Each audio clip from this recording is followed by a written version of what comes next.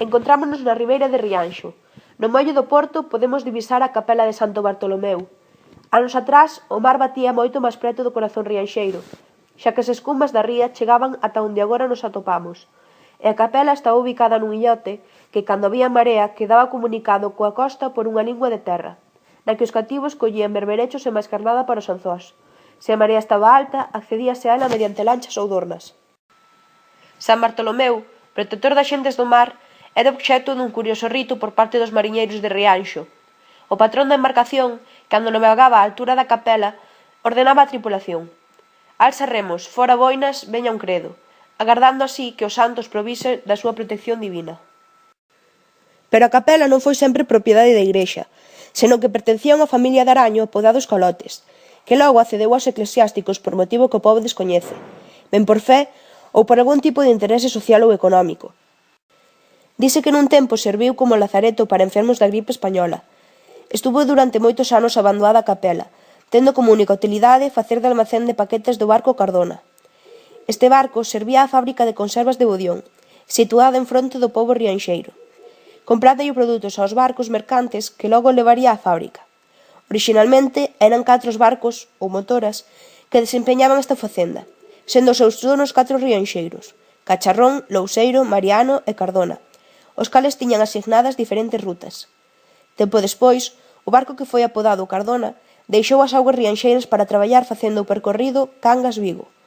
O seu sustituto foi Cambeses, outra embarcación de familia rianxeira que deixou de ser útil unha vez construída a ponte que conecta Rianxo con Boiro. Fai aproximadamente uns 60 anos, fíxose o muello que conectaría a capela ca vila. Para isto, quitouse moita pedra dos arredores e asentouse ben a capela de cara ao mar. Despois, o muelle foise aumentando a modo de porto.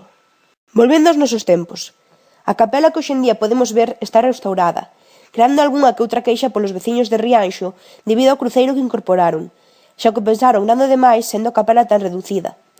Esta só conta cunha nave, sen segundo piso. A capacidade aproximada é dunhas 40 persoas. Son poucos os días nos que se poden entrar á capela, celebrándose únicamente as misas do 1 de maio, de San Bartolomeu, no último domingo de agosto, e San Cristóbal, o 10 de xullo. Ten 2 portas, unha no lado dereito e outra na parte frontal. Debido á escasa cantidade de persoas que collen o interior, no pequeno muro que rodea a capela hai integrados bancos de pedra. O cruceiro antes citado está decorado con motivos mariñeiros, polvos, ameixas, navallas, etc., tendo na parte traseira un apóstolo Santiago montado a cabalo, na parte dianteira a Virxe de Guadalupe, nunha das esquinas ao Santo Bartolomeu enriba da súa característica barca, e, por suposto, un Xesucristo encrucillado na parte superior. Esta capela ten como curiosidade a oposta orientación á maioría das igrexas, tendo esta o altor no poñente e a porta principal no nacente.